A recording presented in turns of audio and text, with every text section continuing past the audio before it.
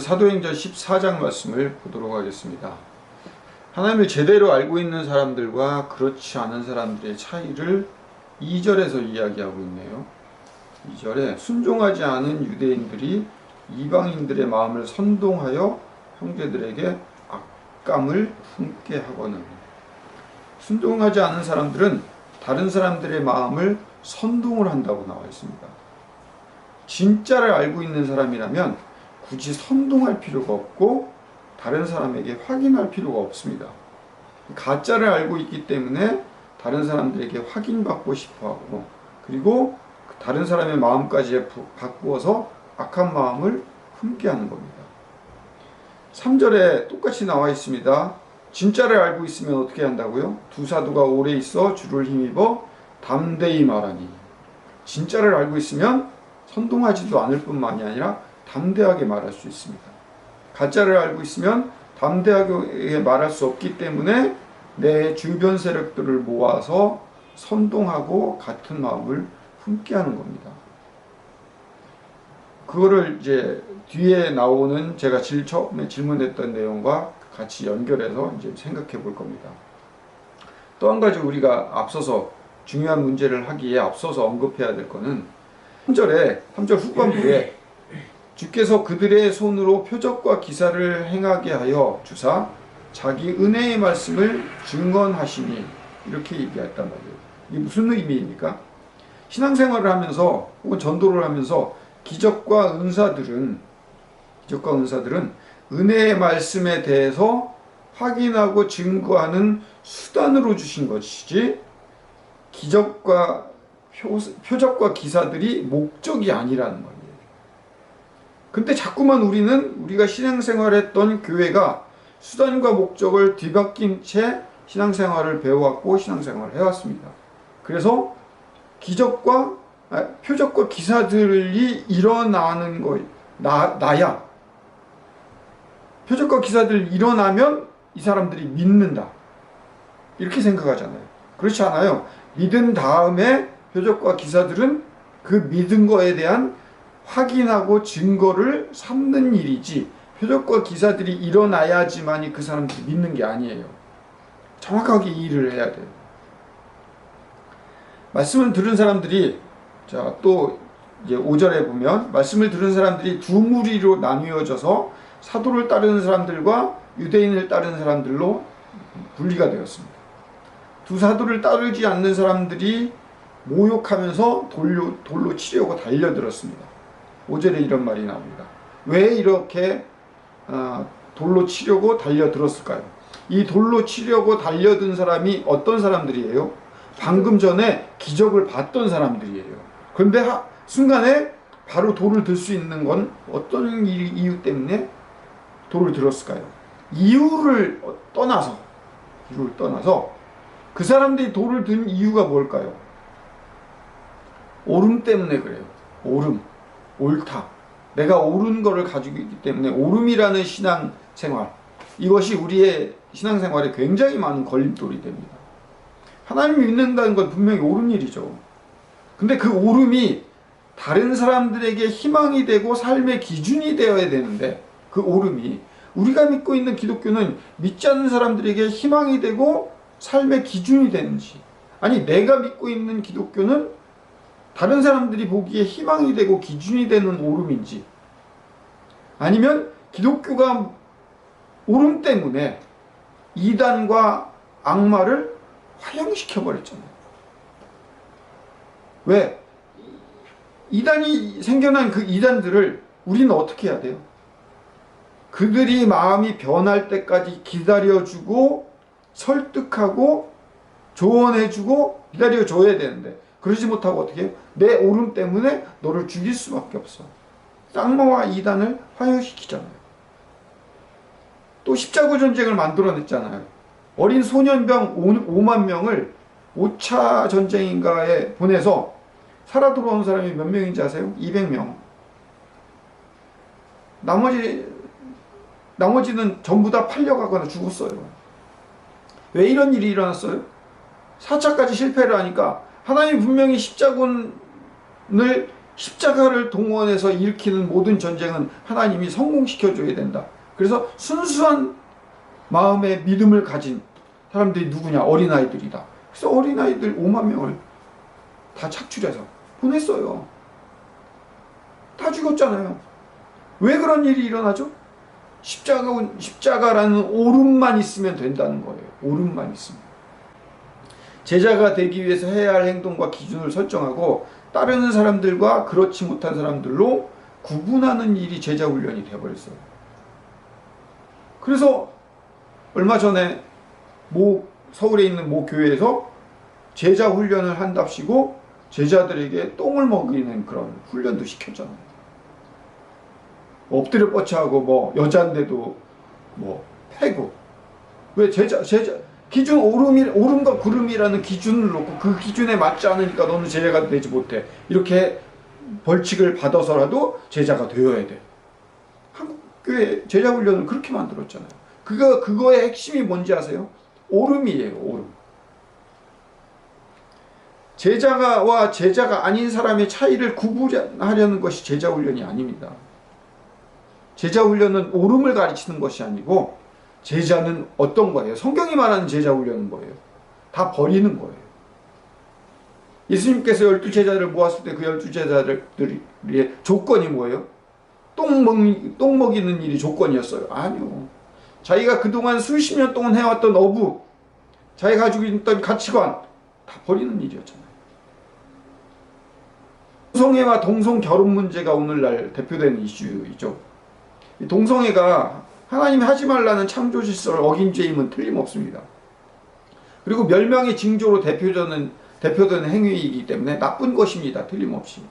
다만 국가가 동성애를 묵인할 수 있는 그 차별금지법 이게 제정된다고 해서 그 법이 만들어지는 것을 막기 위해서 그 법을 만든 사람들을 비난하고 정권을 무시하고 다른 사람들을 선동하여 동성애자 모두에게 나쁜 감정을 품게 하는 것. 이건 뭐예요? 오름으로 시작하잖아요. 그 사람들을 기다려주고 설득하고 바꾸려고 하지 않아요. 오름으로 처단해내는 거. 그게 중요하잖아요. 그럼 중세시대 때하고 다른 게 뭐가 있어요? 지금보다 더 법이 악랄하고 이방인만을 위한 법이 지배당하고 있었던 시대, 로마의 식민지 시대에 예수님이 오셨어요. 그 시대의 예수님은 오늘날 이상으로 무법시대에 살고 이방신을 위한 그런 법과 그런 시대에 동성애를 반대하는 1인 시위라도 하셨어야죠. 예수님은 그러지 않으셨어요. 로마의 법에 어떤 말도 하지 않으셨어요. 우리가 그걸 봐야 돼요. 그렇다고 해서 그 동성애를 예수님이 인정하셨을까요? 아니요. 로마의 법을 인정하셨을까요? 아니요. 황제가 신이라고 하는 그 신앙에 대해서 인정했을까요? 아니라고요. 진짜 신앙을 가진 사람이라면 믿음을 가지고 기도할 거예요. 6절에 루스드라에게 발을 쓰지 못하는 한 사람이 구원을 받을 만한 믿음이 그에게 있는 걸 보고 바울과 바나바는 거기에 기적을 베풀었습니다. 고침을 받을 만한 사람에게 명하여 그 사람을 걷게 했다는 얘기예요. 선동하지 않았어요. 그리고 사람을 살리는 것이 어떤 것인지를 알려줬어요. 동성애와 동성 결혼을 묵인할 수 있는 법이 생길 수 있다면 우리는 기도해야 합니다. 그리고 하나님의 일하심을 지켜볼 일이에요. 선동하고 내가 옳음을 증명하기 위해서 돌을 들지 말아야 돼요. 근데 지금 방금 전에 기적을 봤던 이 사람들은 바로 일어나서 유대인들의 선동에 의해서 돌을 들었던 거예요.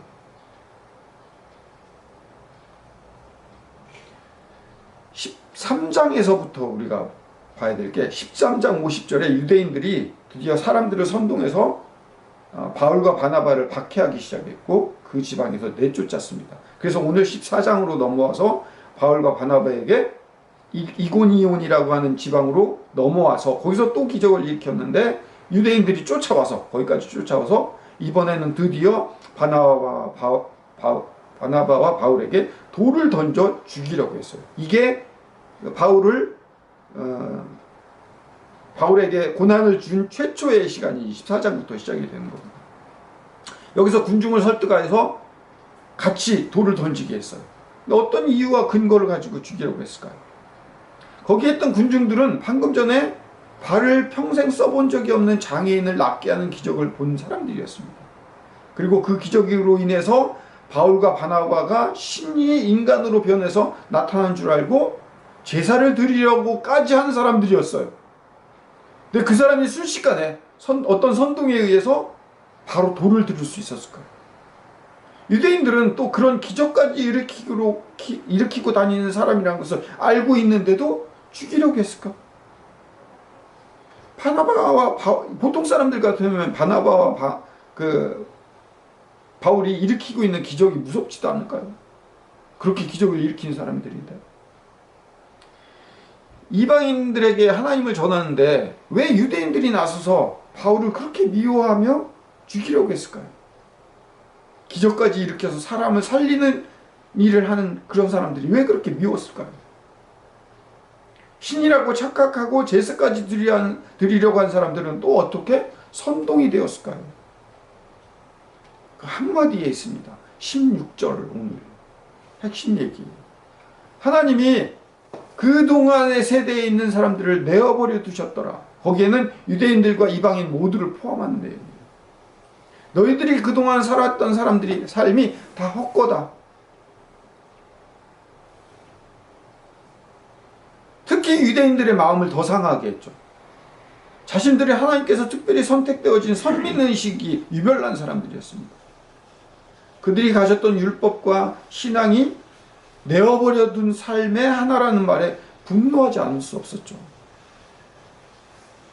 13장에서부터 우리는 배워왔어요. 모세의 율법으로는 구원에 이를 수 없고 오직 예수를 통해서만 죄의 용서가 선포된다고 바울이 선포를 전하고 다녔기 때문에 미워한 거예요. 그럼 우리가 그동안에 가지고 있었던 모세의 율법과 우리가 그동안 살아왔던 신앙과는 뭘까? 이거 자체, 내 존재 자체를 부정하는 말이잖아요. 그러니까 바로 전에 제사를 드렸다 할지라도 너희들이 그동안 살아왔던 모든 건 다 가짜야. 너희들이 살아왔던 그동안 삶은 다 부정하는 말을 하는 거예요. 거기에 같이 돌을 들 수밖에 없는 거예요. 지금까지 살아왔던 것 자체가 헛되다면 누가 분노하지 않을 사람이 어디 있겠습니까? 우리가 살아왔던 삶과 재능을 하나님이 적절하게 사용하신다는 말을 우리가 종종 하기도 하고 듣기도 합니다. 근데 이게 정확히 신앙적으로는요, 맞는 말이 아니에요. 지나온 삶이 아까워서 그렇게 되었으면 하는 마음이 그런 간증에서 드러나기도 하지만 예수님을 보세요. 누구보다 황금관리를 잘할 수 있었던 세리 마태에게 돈깨를 맡기지 않았어요. 그죠? 돈깨를 마태에게 맡겨야죠. 평생 물고기만 잡던 어부들에게 사람 낚는 어부가 되라고 하셨지만 어부 일은 딱 한 번밖에 쓰지 않으셨어요. 그것도 쓰셨을 때 어떻게 했어요? 예수님이 지목한 장소에서 그 물고기가 나왔지 그들의 경험에 의해서 한 곳에서는 물고기가 나오지 않았어요. 결국 너희들이 그동안 살아왔던 삶 자체가 아무것도 아니라는 것을 예수님은 증명해 주신 거예요. 불과 같은 성격을 가진 우레의 아들이라는 별명이 가진 요한에게 다른 모든 11제자는 다 순교당해서 죽였는데 요한만 살려주셨어요. 90몇 세까지. 그래서 요한에게 어떤 일을 하게 하셨어요? 요한을 사랑의 사도 요한 이런 별명이 붙였잖아요. 그가 원래 젊었을 때 별명이 뭐라고요? 우레의 아들. 얼마나 불같았으면. 그 사람을 그렇게 만들어내셨어요. 하나님은. 마지막까지 살려두시고 사랑이라는 설교를 하도록 만드셨어요. 가장 인내하고 사랑의 사도로 그를 만드시고 그리고 데리고 가셨어요. 복음이라는 건요. 예수님께서 우리의 모든 사고와 지난 경험과 사고방식을 내려놓게 하시는 거예요. 내어버려두는 삶은 어떤 삶인가? 자기들의 길을 가게 하는 삶은 그게 뭐냐면 내가 듣고 싶은 것, 내가 들을 수 것만 들을 수 있는 삶을 살아왔던 거예요. 하나님이 구약 시대에 아브라함을 선택하고 모세를 들어서 사용하시고 다윗을 들어서 사용했지만, 그들은, 우리가 구약을 보면서 자세히 알아야 될 것은, 그들은 그들이 하고 싶은 대로 했어요. 하지만 하나님께서 그들을 들어서 사용하신 거예요.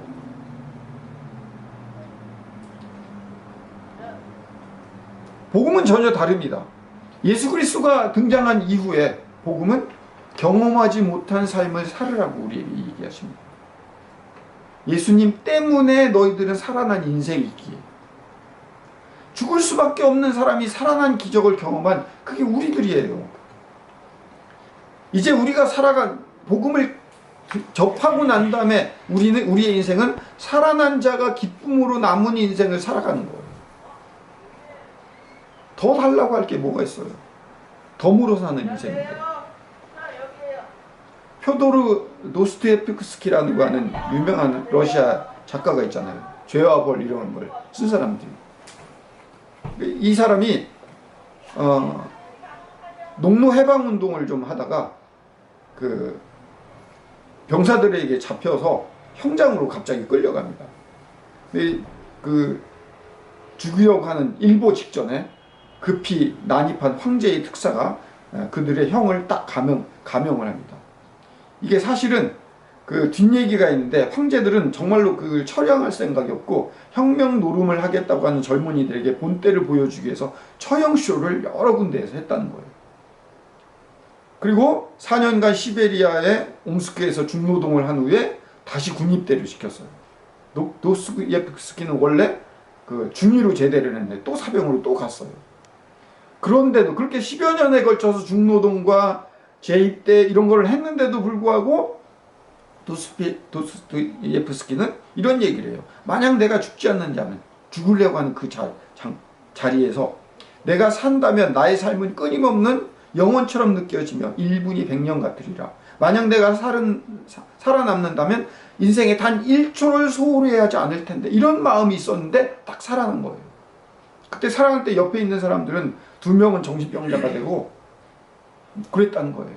너무 그 상황이 급박해서. 그래서 그 뒤로는 평생을 1분을 아끼면서 살아가는 삶을 살았어요. 죽은 형을 대신해서 형수와 조카들을 돌보는 일을 했고, 첫 아내가 결혼하기 전에 낳은 자식까지 돌보고, 조카들 중에 하나는 대신 돌보기 위해서 생활비를 계속 평생을 빚을 지면서 살았는데, 그 빚에서도 불구하고 형수의 그 조카들을 위해서 생활비를 보내주는데, 그 생활비 어느 날 바빠서 안 주면은 숯불을 찾아와서 때리고 물고문까지 했대요. 그런 파렴치한 인간인데도 다 받아줬어요. 근데 도스토옙스키가 원래 그런 사람이 아니었는데, 그 사형을 경험한 이후에 그걸 다 받아줬어요. 왜 받아줬을까요? 덤으로 산 인생이야. 그때는 이미 죽은 인생이었는데 이제 덤으로 사는 인생이야. 우리가 사는 삶의 걱정의 대부분이, 아니 거의 대부분의 걱정이 뭐예요? 먹고 사는 일, 그리고 나에게 주어지는 고통. 근데 우리가 느끼는 이 고통의 대부분은 나의 기준에 맞지 않는 모든 것에 대한 반응 아닙니까? 내 기준에, 내 오름에 반하는 일들을 내 눈에서 봤을 때 고통이잖아요.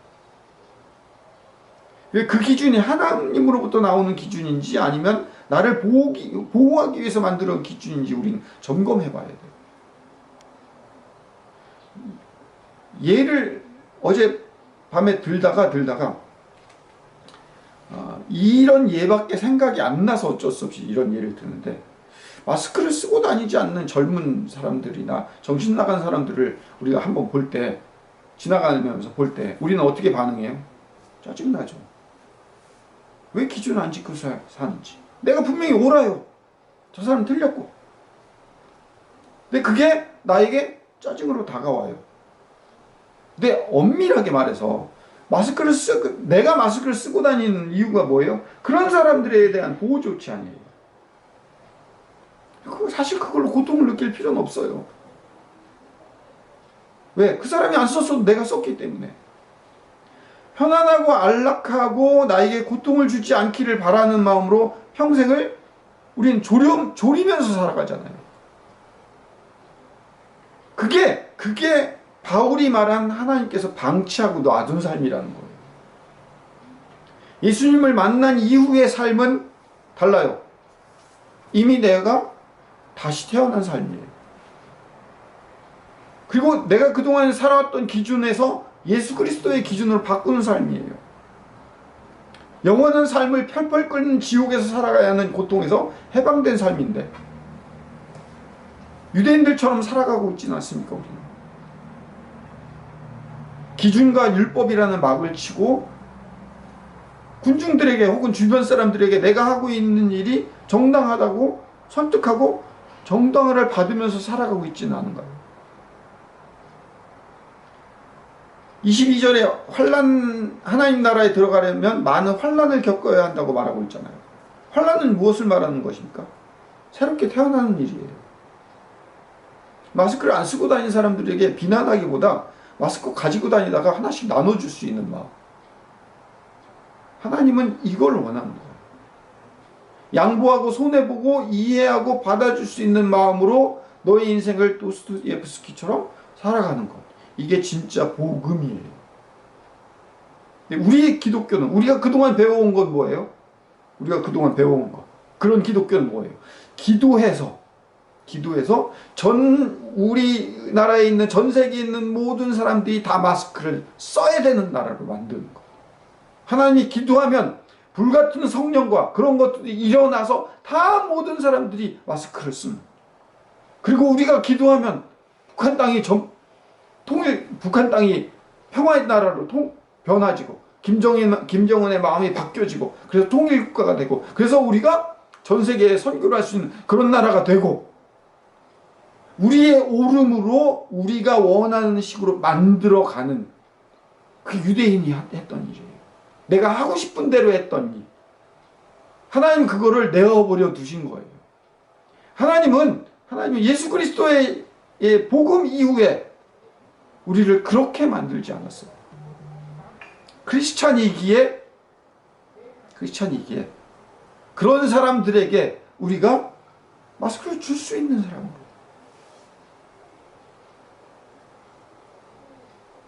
그렇게 우리를 세웠어요. 그걸 우리 환난이라고 표현해요. 우리는 크리스찬이기에 어느 누구도 하나님 앞에 설 수 있는 사람이 없어요. 이 기독교를 잘 이해해야 돼요. 유대인들은요, 율법이라는 도구와 유대인이라는 혈통이 구원의 근거가 되었어요. 그래서 그들에게는요, 구원에 대한 완벽한 만족과 자신감과 믿음이 있었어요.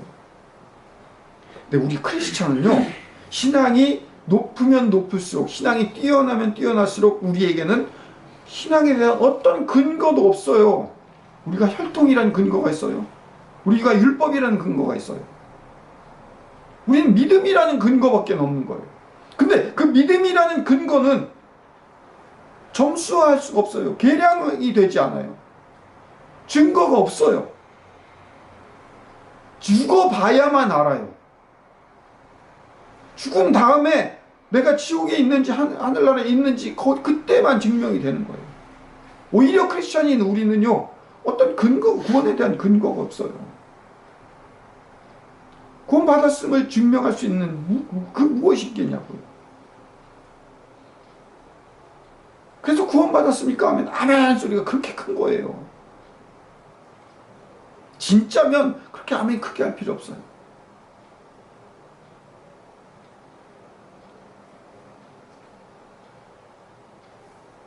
그러기에 우리가 살아가는 내내 크리스찬이기에 어느 누구도 하나님 앞에 설 수 없는 우리들이기에 우리가 믿음을 가지고 그 믿음을 구원의 완성에 이르게 만들어 나아가는 것. 그게 우리의 신앙인 거예요. 율법으로 만들어 가는 게 아니에요. 우리가 새로운 삶을 사는 거예요. 이건 정직하고 옳고 바르게 살았고 이건 그렇지 않았고의 율법으로 사는 게 아니에요. 새롭게 사는 거예요. 낮아지는 것, 다 받아주는 것, 끌어안고 가는 것, 물고문까지 한 그 조카를 데리고 가는 것. 그게 신앙이에요. 그게 신앙. 하나님 그거를 예수 그리스도를 통해서 우리에게 복음이 어떤 것인지를 말씀하시는 거예요. 돌을 드는 신앙이 아니란 거예요. 누구는 옳고 누구는 그르고를 구분하는 것이 신앙이 아니라는 거예요. 지난 시간에 얘기했죠? 여러 번. 기독교는, 교회는 뭐라고요? 예수님 때문에 모인 곳이에요. 그러면 예수님 때문에 모인 곳이라는 곳에 예수님이 빠지면 그 안에는 다시는 그 사람이 만날 수 없는, 이 인간하고는 신앙생활을 할 수 없는 그런 사람들끼리 모여진 곳이 교회예요. 그런데 예수님으로 말미암아 함께 있을 수밖에 없는 것. 그게 예수님 때문에 모인 곳이 교회예요. 그게 진짜 교회라는 사실을 여러분들 기억하시기 바랍니다. 기도하겠습니다. 사랑의 아버지 하나님, 크리스찬이기에 어느 누구도 우리는 하나님 앞에 구원의 근거로서 내어드릴 것이 없습니다. 우리는 믿음이라는 것밖에는 없습니다. 그러기에 우리는 구원을 이루어가고 완성하는 삶을 살아야 합니다. 그 이루어가고 완성하는 삶은 율법이 아니고 옳고 그름이 아니고 돌을 드는 것이 아니고 이해하고 양보하고 사랑하는 것입니다. 우리에게 그런 신앙과 믿음을 허락하여 주시옵소서. 예수님 이름으로 기도드립니다. 아멘. 이제는 우리 구주 예수 그리스도의 크신 은혜와 아버지 하나님의 극진하신 사랑하심과 성령님의 인도 교통 내지하심이 이 설교를 듣는 모든 자들 머리 위에 영원토록 함께하여 주시기를 간절히 축원하옵나이다. 아멘.